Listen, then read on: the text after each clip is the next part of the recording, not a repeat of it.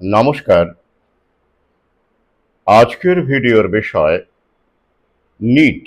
আপনারা জানেন NEET NEET এটা পরীক্ষা না আসলে কি বলবো স্ক্যাম, ফাঁদ। হুম, আপনারা শুনলেই ভিডিওটি সম্পূর্ণ শুনলেই বুঝতে পারবেন নিটকে কিভাবে দেখা উচিত। যারা একটু ভাবেন, ভাবনার অভ্যেস আছে, প্রচারের ঢক্কা নিনাদে গা ভাসিয়ে দেন না, তাদের জন্য অবশ্যই আমার এই ভিডিওগুলো। তো শুরুতে আরো একবার বলবো যে বাড়িতে ঔষধি গাছ লাগান। এই যে নিট মনে পড়ে গেল আর একবার, ডাক্তার, ফার্মা কোম্পানি, ওষুধ ইত্যাদি ইত্যাদি, তাই মনে পড়ে গেল। বাড়িতে ঔষধি গাছ লাগান, কারণ চিকিৎসা, তথাকথিত আধুনিক চিকিৎসা ইতিমধ্যেই সাধারণের আয়ত্তের বাইরে চলে গেছে। যতটুকু আছে বেসরকারীকরণের হাওয়ায় সেটুকুও চলে যাবে। তখন কিন্তু কেঁদে কুল পাবেন না। তাই প্রাকৃতিক পন্থায় ফিরুন, সুস্থ থাকুন, বাড়িতে ঔষধি গাছ লাগান, জমি থাকলে, মাটি থাকলে নিম গাছ লাগান। এছাড়াও টবে অনেক ঔষধি গাছ হয়, তুলসী রাখুন, ঘৃতকুমারী রাখুন, অ্যালোভেরা, অনেক রকমের গাছ আপনি টবেও করতে পারেন। সুস্থ থাকুন, নইলে কিন্তু পরবর্তীকালে কেঁদে কুল পাবেন না। আরও একবার বললাম। আরও একটি বিষয়, এই যে ডাক্তার হওয়ার চক্করে, এমবিবিএস হওয়ার চক্করে অনেকে জমি জমা বিক্রি করে দেয়। শুধুমাত্র এমবিবিএস নয়, ধরুন এই যে বড় বড় সব হনু হওয়ার জন্য, বড় বড় সব চাকরি মানে কোর্স করবার জন্য অনেকে এটা করেন। ঘটি বাটি বিক্রি করে দেন, জমি বিক্রি করে দেন। তাদের বলবো এটা করবেন না। যাদের অঢেল আছে তাদের কথা আলাদা। তারা মনে হয় না আমার ভিডিও শোনেন বা আমার ফেসবুকে আছেন, বা তারা আমার বইপত্র সংগ্রহ করেন, মনে হয় না। তো অঢেল নেই আমাদের কারো। তাই ভেবে চিন্তে খরচ করুন। জমি বিশেষ করে আগামীতে খাদ্য সংকট ওরা যে মাত্রায় নিয়ে চলে যাবে, ফুড কন্ট্রোলের জামানা শুরু হয়ে গেছে, আপনারা জানেন অনেক আগেই শুরু হয়েছে, আরো তীব্র থেকে তীব্রতর হচ্ছে। তাই জমিটা ধরে রাখুন। জমি কিন্তু আসল সম্পদ, ফিয়াট কারেন্সি নয়। তাই জমি বিক্রি করবেন না, ওটা অ্যাসেট, আসল অ্যাসেট। কারণ ইঞ্জিনিয়ারিং ডিগ্রির যে হাল হচ্ছে বর্তমানে, আপনারা জানেন ৫৫০টি, আগের ভিডিওতেই বলেছি, ৫৫০টি ইঞ্জিনিয়ারিং কলেজ বন্ধ হয়ে গেছে বিগত ৫-৬ বছরে। আরও ঝাঁপ বন্ধ হবে। এমবিবিএস এর অবস্থাও কিন্তু ওখানেই যাবে। তার সূত্রপাত শুরু হয়ে গেছে। যদি একটু চোখ কান খোলা রাখেন তবে বুঝতে সুবিধে হবে। আজকের ভিডিওটি শুনলে বুঝতে আরো সুবিধে হবে।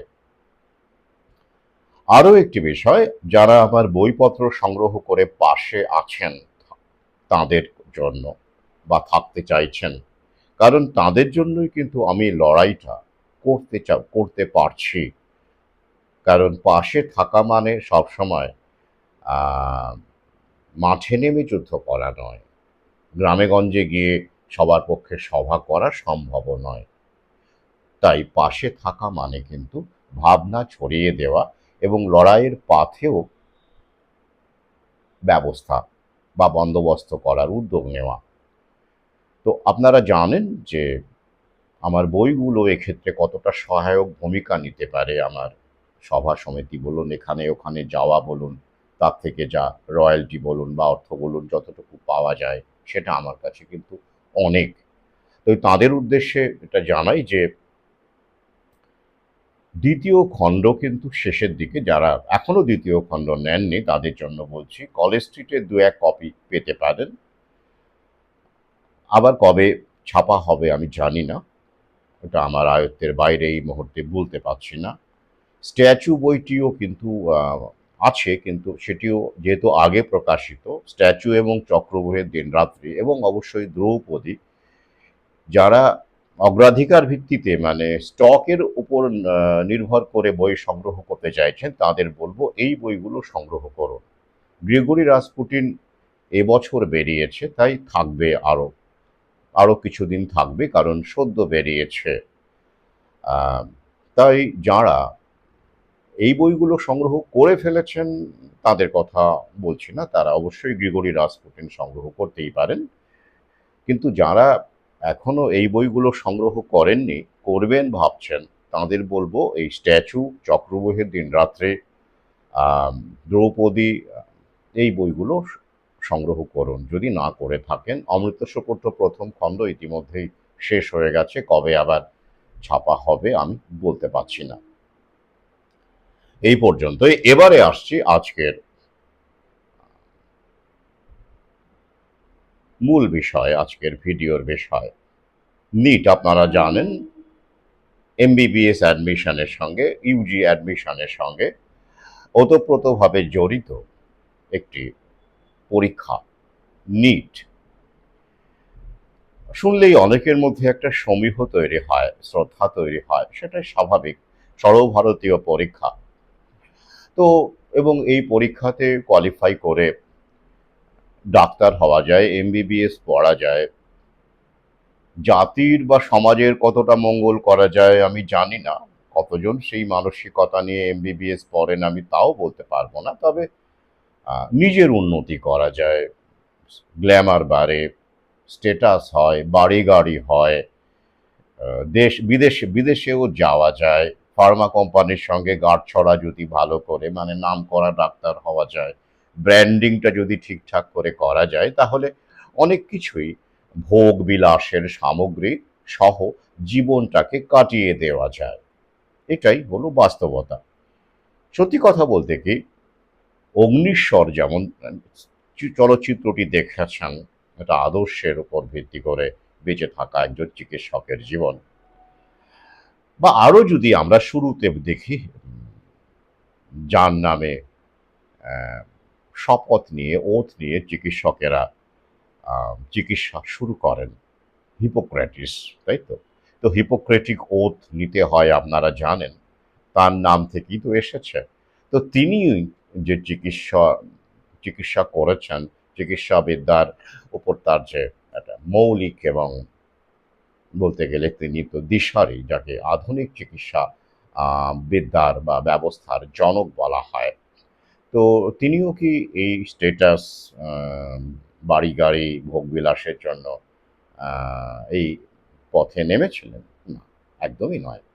তার জীবনযাপন এবং তার লেখালেখি যদি যতটুকু অবশিষ্ট আছে, যা পাওয়া যায়, যদি পড়েন, গ্রিগরি রাসপুটিনে সে প্রসঙ্গ এসেছে, তার কথা এসেছে, তো তাহলে বুঝতে পারবেন যে একদমই উল্টো মেরুর। বর্তমানে হিপোক্রেটিক ওথ নেওয়া যে চিকিৎসকদের আপনারা দেখতে পান, তাদের সাথে এই যার নামে এই শপথ নেওয়া হয়, তার জীবনযাপনের আকাশ পাতাল এবং চিন্তা ভাবনার আকাশ পাতাল একটা ফারাক আছে, তাই তো? সেটা আমার সহযোদ্ধা পাঠক মাত্রই জানেন। তো যাই হোক, এবারে আসছে এই আধুনিক ডাক্তার হওয়ার, এমবিবিএস হওয়ার যে পরীক্ষা, নিট। আচ্ছা, আমরা দেখি, একটু জেনে নিই আমাদের দেশে এই মুহূর্তে কতগুলো মেডিকেল কলেজ আছে, সরকারি বেসরকারি মিলিয়ে আর মোটামুটিভাবে 767টি মেডিকেল কলেজ আছে। আচ্ছা, এই মেডিকেল কলেজগুলোতে মোট এমবিবিএস পড়ার সিট কতগুলো? 1,00,000 বর্তমানে, যেটা এখন কারেন্ট হিসেব 2025 বর্তমানে যেটা অ্যাডমিশন যেভাবে আমরা তথ্য পাচ্ছি, 1,18,000 মতো, একটু বেশি। তার মধ্যে সরকারি মেডিকেল কলেজের যে সিট সংখ্যা সেটা কত? বর্তমানে 45,000 মতো, মানে 55,000 এরকম। 45,000 সামথিং গত বছর ছিল, এটা বর্তমানে 55,000 এরকম একটা জায়গায় এসেছে।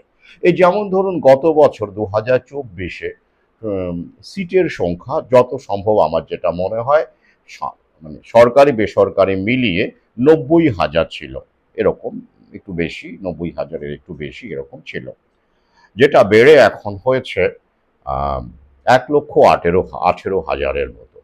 তো ওদিকে সরকারি ক্ষেত্রে আমরা দেখতে পাচ্ছি ৪৫,০০০ সামথিং ছিল, যেটা বেড়ে এখন ৫৫,০০০ সামথিং হয়েছে, অর্থাৎ ১০,০০০-এর মতো বৃদ্ধি। অপরদিকে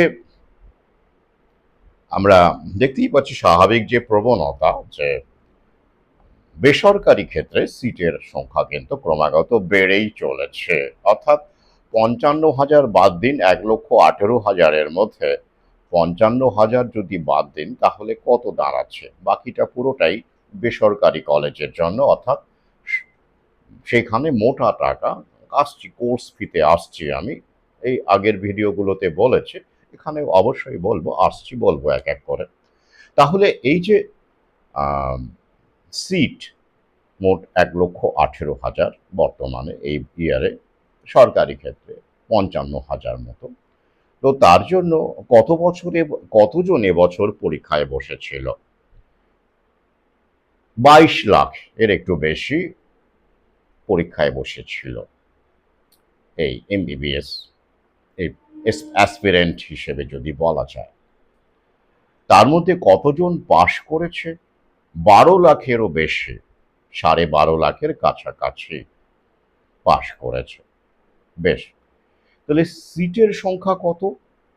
১,১৮,০০০ এইরকম। পাশ করলো কত? ১২ লক্ষ, ১২.৫ লক্ষ প্রায়। এরকম একটা খটকা লাগছে না? এটা পরীক্ষা। পরীক্ষার ক্ষেত্রে সর্বভারতীয় পরীক্ষার কথা বাদই দিন, এটা প্রেস্টিজিয়াস একটা, গোটা বিশ্বেও যদি দেখেন এরকম কোনো নজির আছে যে ২২ লক্ষ পরীক্ষার্থীর মধ্যে ১২ লক্ষেরও বেশি পরীক্ষার্থী, ১২.৫ লক্ষ কোয়ালিফাই করে যায়? কি করে সম্ভব হয়? যদি শুধু পরীক্ষার মতো পরীক্ষা হয়, আমরা যেটা জানি যে সিট যত আছে তার চেয়ে কিছু বেশি হতে পারে, একটা পার্সেন্টেজ হতে পারে, সেই অনুসারে কোয়ালিফাই যে তালিকা সেটা প্রকাশ হওয়ার কথা, কিন্তু তা কি হচ্ছে? হচ্ছে না। তো এবার হিসেব করুন যে ২২ লক্ষর মধ্যে ১২ লক্ষ কত পার্সেন্টেজ হয়? 50%-এরও বেশি, 60%-এর কাছাকাছি এরকম একটা কিছু হবে। তাহলে সেটাকে আপনি কি করে বলেন পরীক্ষা? যে পরীক্ষায় 50%-এর বেশি পাশ করে যায়, কোয়ালিফাই করে যায়, করানো হয়, তাহলে সেটা কিভাবে আমরা বলতে পারি পরীক্ষা? প্রশ্ন জাগে না? শুধু তাই নয়, আসুন একটু দেখে নেই কোয়ালিফাইং মার্কস কিরকম আছে। ৭২০ নাম্বার সাকুল্যে। এবার এই ৭২০-র মধ্যে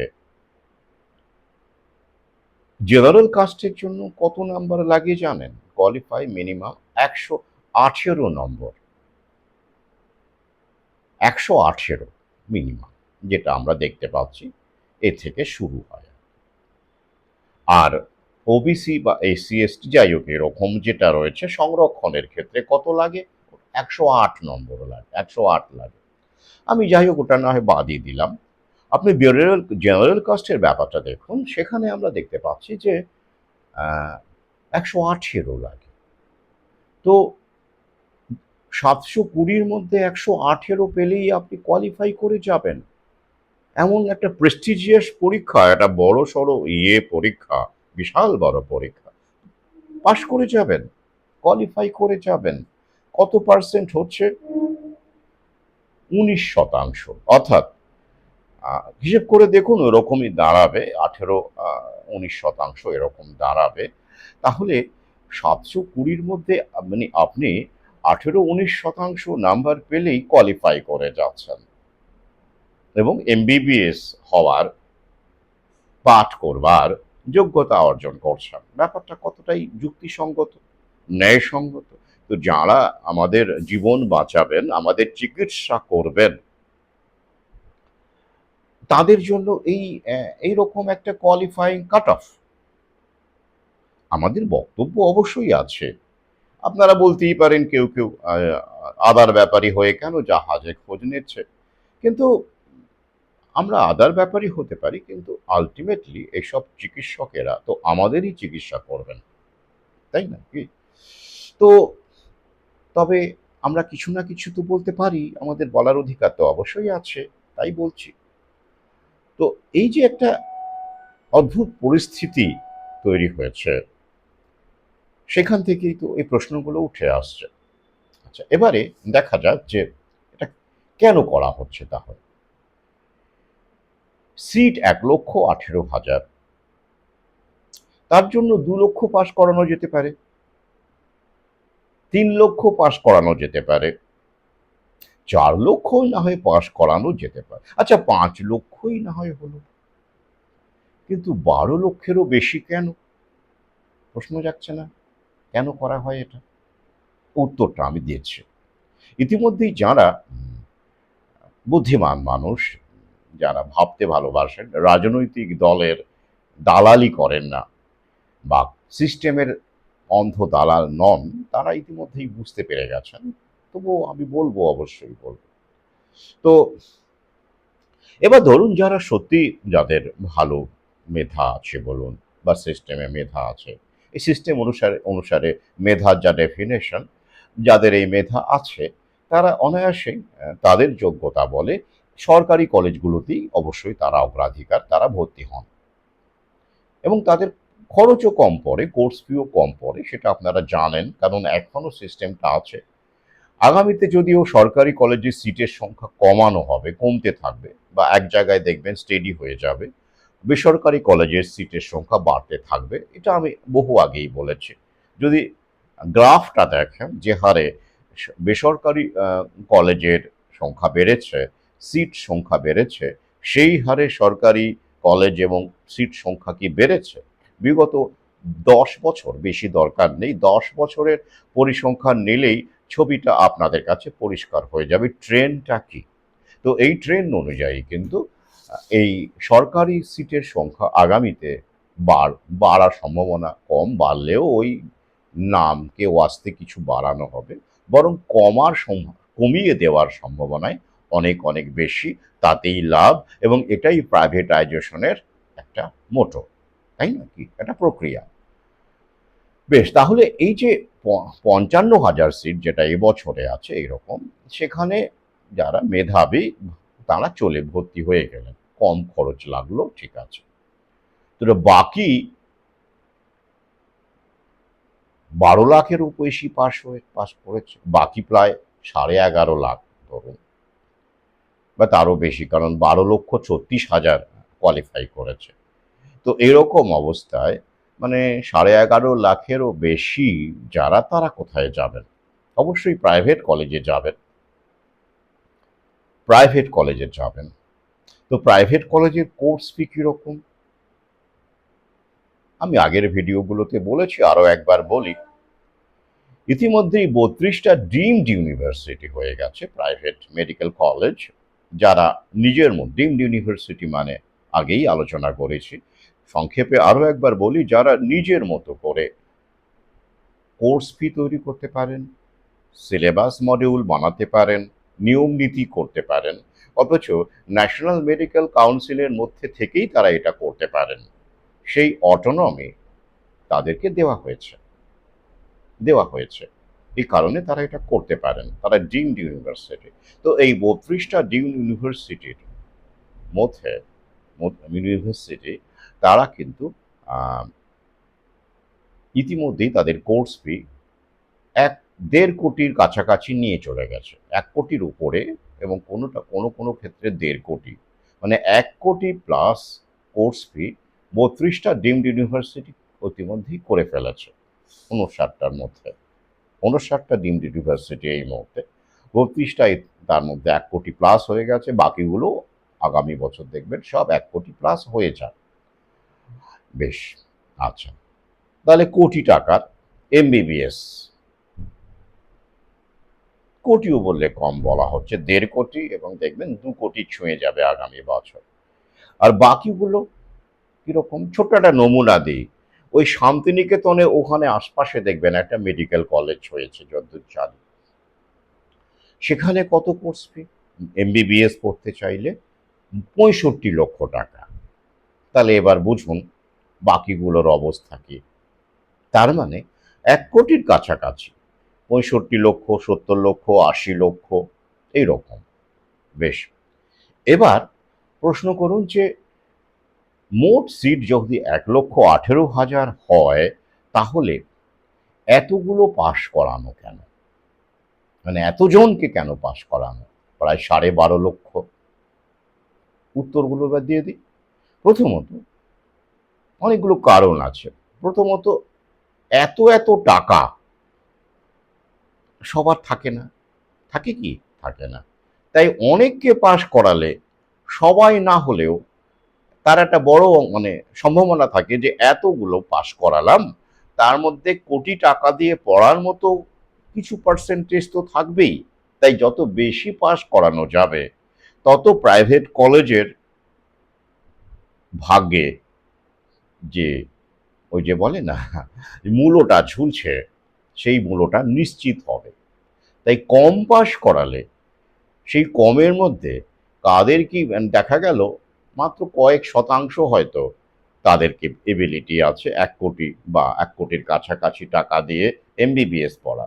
কিন্তু যত বেশি পাস করানো যাবে, এই যে যেমন ধরুন 60%-এর কাছাকাছি পাস হয়ে গেল, মানে ভাবুন 720-র মধ্যে মাত্র 118 জেনারেল কাস্টের ক্ষেত্রে। তো তাহলে যত বেশি পাস করানো যাবে তত বেশি এই যে টাকাওয়ালা লোকের সংখ্যা ওইদিকে বাড়বে, তাই না? সংখ্যার সঙ্গে সঙ্গে বাড়বে। তো অর্থাৎ এনশিওর করা যাবে। আর কি কারণ আছে? আর একটা বড় কারণ হলো এই যে যত বেশি সংখ্যক কোয়ালিফাই করবে তত বেশি ফিজ নিয়ে ভেতরে একটা মানে খেলা যাবে। অফিসিয়াল ফিজ জানেন তো, ভেতরে একটা আনঅফিসিয়াল ফিজ থাকে, সেটা ভেতরে দাঁও প্যাচ খেলা হয়, সেটাও খেলা যাবে। বেশি তো, অনেকেই তো, অনেক মাছ ধরলেই হলো, ধরলেই হলো। তাহলে এইটাই প্রকৃত উদ্দেশ্য। তাহলে এবার ভাবুন, এবার নিজেকে প্রশ্ন করুন, তাহলে এটা পরীক্ষা না কি? এটা এটা একটা পরীক্ষা? পরীক্ষা কি করে হয়? আমার কাছে তো এটা পরীক্ষা বলে মনে হচ্ছে না। এটাকে ওই মালপত্র যোগান দেওয়ার একটা মেশিন বলা যেতে পারে, মুনাফা কামানোর একটা মেশিন বলা যেতে পারে। আম এই সব মালিকরা যারা মেডিকেল কলেজ যারা খুলে বসে আছেন, তারা তো অবশ্যই সাধারণ লোকজন নন। তাদের ভালো রকম যোগাযোগ আছে, ভালো টাকা আছে, মালকড়ি আছে। তাদেরকে আরো মালামাল করে দেওয়ার ব্যবস্থা। এই হলো নিট। তো এবার প্রশ্ন করুন যে আমি যে কথাটা বললাম শুরুর দিকেই বলেছিলাম যে এই যে 1,18,000 এই পুরোটাই কি ভর্তি হচ্ছে? না। সাম্প্রতিক তথ্য বলছে, আমি যতদূর জানি, 2,000-এরও বেশি সিট নাকি এখনো 2,2400 মতো এবছর ফাঁকা আছে। ফাঁকা আছে। মানে ভর্তি হয়নি। তাহলে বুঝুন। এমনটাই আমি দেখলাম আরকি। তো এবার বুঝুন যে এত লক্ষ পাশ করিয়েও এতগুলো ফাঁকা কেন? উত্তরটা পেয়ে যাবেন। কারণ এত লক্ষের মধ্যেও এই এত টাকা দেওয়ার মতো লোক হয়নি, পাওয়া যায়নি, পাওয়া যায়নি। আরো যদি কয়েক পাশ করানো যেত তাহলে হয়তো পাওয়া যেত। কি ছবিটা বোঝা যাচ্ছে তো কেন পাশ করানো হচ্ছে? স্বাভাবিক, এত টাকা দিয়ে মানুষ পড়বে কিভাবে? হুম, সম্ভব? তাই বেশি করে পাশ করাও, যাতে করে মুরগি হওয়ার, গিনিপিগ হওয়ার জন্য রেডি লোকজন পাওয়ার সম্ভাবনা, অভিভাবক পাওয়ার সম্ভাবনাটা বেড়ে যায়। বেশ, এবার ধরুন প্রশ্ন করতেই পারেন যে কেন এটা হচ্ছে? ওই যে আর তো কিছু নেই। সরকারি ক্ষেত্রে নিয়োগ নেই, উচ্চবিত্তের সন্তানেরা কি করবে? বা যাদের একটু টাকা আছে তাদের তো একটা স্বপ্ন দেখাতে হবে। আর তো কিছুই নেই। নিয়োগই হচ্ছে না কোথাও। টাটার মতো প্রেস্টিজিয়াস প্রতিষ্ঠান, তারা ১২,২৬১ জনকে ছাঁটাই করছে এই ইয়ারেই। শুধু তাই নয়, সাম্প্রতিক খবর বলছে যে তারা মাইনেও ফ্রিজ করে দিচ্ছে, মানে মাইনে বাড়বে না আগামীতে। এরকম ঘটনা কত মানে আগে অতীতে কত দেখেছেন এভাবে মাইনে ফ্রিজ করে দেওয়া, পাশাপাশি ছাঁটাই। এগুলো তো আগামীতে আরো বাড়বে। আমি বহু আগেই বলেছি। তো এই একটা সংকট ওরা তৈরি করেছে। এটা রিসেট করতে গেলে একটা সংকট, তো ক্যাপিটালিজমের নিয়মই হচ্ছে একটা সংকট ওরা নিজেরাই তৈরি করে। মানে ওদের যে পলিসি তার মধ্যেই সেই বিষটা লুকিয়ে থাকে। কারণ এই একটা সিস্টেম বেশি দিন চলতে পারে না। তাই রিসেট করতে হয়। মুনাফাকে অপটিমাম করতে গেলে, অপটিমাইজেশন করতে গেলে, টোটাল কন্ট্রোলকে এনশিওর করতে গেলে সেটা করতে হয়। এবং তার জন্য ওরা ব্যবহার করে টেকনোলজি নামক টুলটিকে। টেকনোলজি একটা ওয়েপন মাত্র, একটা টুল মাত্র, যেটা দিয়ে ওরা এই সিস্টেমটা, এখন দেখুন না যে আমরা যে সিস্টেমের মধ্যে আছি, যেভাবে আমাদের ওরা কন্ট্রোল করছে, ফাইন্যান্সিয়াল লেনদেন বলুন, সমস্ত কিছুতে দেখবেন অনলাইন, অমুক করতে হবে, অনলাইনে আপলোড করতে হবে। সমস্ত কিছু টেকনোলজি দিয়েই ওরা করছে। এবং এই টেকনোলজিগুলো ওরা ওদের প্রয়োজন অনুসারেই আবিষ্কার করে নিয়ে আসে। এবং সেভাবেই ওরা টেকনোলজিতে ইনভেস্ট করে যে কোন টেকনোলজিটা অপটিমাম এক্সপ্লয়টেশনের ক্ষেত্রে, মুনাফাবাজির ক্ষেত্রে সহায়ক হবে, কাজে লাগবে, সেটা সেভাবেই করে। কিন্তু প্রশ্ন হচ্ছে যে আপনি জমিজমা বিক্রি করে কেন এই ঝুঁকি নেবেন না? এটা ব্যাপারটা বলি। যাদের অগাধ আছে তাদের কথা বলছি না। তারা করুন, যান, কোনো সমস্যা নেই। কেন যাবেন না? কারণ ইঞ্জিনিয়ারিং এর দেখবেন একটা সময় প্রচুর, প্রথম দিকে যখন ইঞ্জিনিয়ারিং সে ব্যাপারটা আসে, ক্রেজ তৈরি হয়, তখন ইঞ্জিনিয়ারিং করা মানেই কিন্তু চাকরি নিশ্চিত ছিল।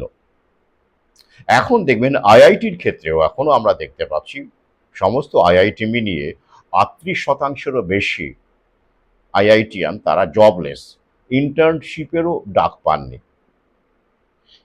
কিন্তু কেন এটা হচ্ছে? ওই যে একটা সিস্টেম স্যাচুরেটেড হয়ে যাচ্ছে। ওরা একটা স্বপ্ন দেখাচ্ছে। কিন্তু স্বপ্ন দেখাতে গেলে দেখানোর ফলে কি হয়? মানুষ তার প্রতি আকৃষ্ট হয়। পতঙ্গের মতো ধেয়ে যায়। তাই তো? তো এইভাবে হতে, হতে ওটা বাড়তে, বাড়তে সেটা একটা সময় বাবলটা বার্স্ট করে যায়। ইঞ্জিনিয়ারিং এর ক্ষেত্রে সেটা হয়ে গেছে ইতিমধ্যেই। পরিস্থিতি তাই। এবার এমবিবিএস এর ক্ষেত্রেও হবে। এবং ক্ষেত্র তৈরি হয়ে গেছে। আর তাই তার আগে ওরা যতটা সম্ভব এক্সপ্লয়েট করে মুনাফাবাজি করে নিতে চাইছে। যেমন এখন দেখবেন ২,০০০ সামথিং এমবিবিএস সিট ফাঁকা আছে, ভ্যাকেন্ট আছে। ইঞ্জিনিয়ারিংয়ে দেখবেন আরও বেশি ফাঁকা আছে। লোকে বুঝতে পারছে। তো একই রকমভাবে আমরা দেখতে পাবো যে এমবিবিএস এর ক্ষেত্রেও আগামীতে যেভাবে একমাত্র টেলিমেডিসিন, রোবোটিক্স, এআইকে প্রয়োগ করা হবে এবং ব্র্যান্ডেড নামি দামি বাইট দেওয়া ডাক্তারদের রমরমাটা বাড়বে আগামীতে, বেড়ে গেছে ইতিমধ্যেই। তখন এই এমবিবিএস করা আপনার সন্তান সন্ততিও ফ্যাঁ ফ্যাঁ করে ঘুরে বেড়াবে। চেম্বার করে উপার্জন করার মতো পরিস্থিতিও তাদের থাকবে না। সমস্ত শেষ হয়ে গেছে। আর কোনো সংস্থান নেই। ব্যাংক লোন শোধ করতে হবে। জমিও গেছে। একটা ভয়ঙ্কর পরিস্থিতি হতে চলেছে আগামীতে। কারণ ওই যে বললাম, ওই মধ্যবিত্তের বিনাশ। তাই এই ঘটিবাটি বিক্রি করে, জমিজমা বিক্রি করে এমবিবিএস হওয়ার আগে এটা ভাববেন, আপনাদের বিনাশ কিন্তু সর্বাগ্রে হবে। সেটাই লক্ষ্য। তার আগে ওরা কিন্তু পুরো যতটা পারে এক্সপ্লয়েট করার ছক করে নিয়েছে। তাই ফাঁদে পা দেওয়ার আগে ভাববেন, স্বপ্ন দেখার আগে, বড় বড় স্বপ্ন দেখার আগে আগামীটা, আগামী সম্পর্কে বাস্তব পর্যবেক্ষণ রাখবেন। তবেই সতর্ক হতে পারবেন। নইলে কিন্তু চরম বিপদ অপেক্ষা করছে। অঢেল থাকলে অন্য কথা। আরেকটা ছোট্ট উদাহরণ দিয়ে আজকের ভিডিও শেষ করব। যারা দেখবেন ওই এলএন বা এরকম বড় বড় ইনস্টিটিউশন আছে, যারা এই নিটের প্রিপারেশন দেয়, তারা সন্তান সন্ততিকে ভর্তি করছেন স্বপ্ন দেখে। অনেকে লোন নিয়েও ভর্তি করছেন। সেখানে কি ঘটছে? ভয়ঙ্কর অবস্থা। লিঙ্ক দিয়ে দেব। বেশ কিছু ঘটনা সামনে আসছে, অভিযোগ সামনে আসছে। ধরুন আপনি আপনার সন্তানকে ভর্তি করলেন সেখানে, ওরা তো অনেক ব্র্যান্ড হয়ে গেছে।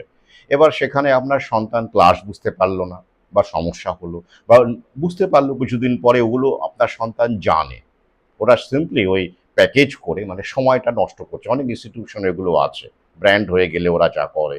আপনার সন্তান মনে করছে যে ওখানে পড়ে আমার আর লাভ হবে না, আমি ডিসকন্টিনিউ করব, অন্য কোথাও ভর্তি হব বা বাড়িতে পড়বো, বা আমি আর নিট দেবই না। বিভিন্ন কারণ হতে পারে। এবার আপনি 1 মাস ক্লাস করে ফেলেছেন, ইতিমধ্যে করে ফেলেছেন। এবার আপনি টাকাটা ফেরত চাইছেন। কত? এলেন যদি হয় 1,46,000 টাকা 1 বছরের, ওটা দিয়ে আপনাকে ভর্তি হতে হবে। 3 বছরের কোর্স। প্রথম বছর 1,46,000 টাকা। এবার আপনি বললেন যে 1 মাস মাত্র তো ক্লাস করেছে, কিছু তো রিফান্ড পাবো। সে গুড়ে বালি ও পাবেন না, শুকতলা হয়ে যাবে। সরকার এ নিয়ে অনেক চেষ্টা করেছে নাকি, ফোরাম টোরাম করেছে, কনজিউমার ফোরাম, সেখানে অনেক অভিযোগ জমা হয়েছে, কিছু কিছু ক্ষেত্রে নাকি সুরাহা হয়েছে। কিন্তু এসব ইনস্টিটিউশন এতটাই শক্তিশালী, জানেন তো, এই নিট বলুন বা আইএএস বলুন, অমুক তমুক মিলিয়ে এই যে কোচিং সেন্টারগুলো হয়েছে, তাদের টার্নওভার কত? 58,000 কোটি টাকা রেভিনিউ তারা করে। কেন? ওই স্বপ্ন বিক্রি করে করে। স্বপ্ন, গ্ল্যামার, প্রতিষ্ঠা, তাই তো? তাই যদি আপনার সংস্থান বেশি না থাকে, অনুগ্রহ করে এসব কলেজে এন্ট্রান্সের প্রিপারেশন নেওয়ানোর আগে, এই লাখ লাখ টাকা দেওয়ার আগে 100 বার ভাববেন, খোঁজ খবর নেবেন। নইলে কিন্তু ওখানেও আপনার জন্য বিপদ ওঁত পেতে আছে। সঙ্গে থাকুন, প্রশ্ন করুন, ব্যক্তিগত আক্রমণ করবেন না অনুগ্রহ করে। ইতিমধ্যেই অনেককে চ্যানেল থেকে রিমুভ করে দেওয়া হয়েছে। আমি বারবার বলেছি, আপনাদের ভিউ এর উপর, সাবস্ক্রাইবারের উপরে আমার কিচ্ছু নির্ভর করে না, কারণ আমার চ্যানেল মানিটাইজ নয়।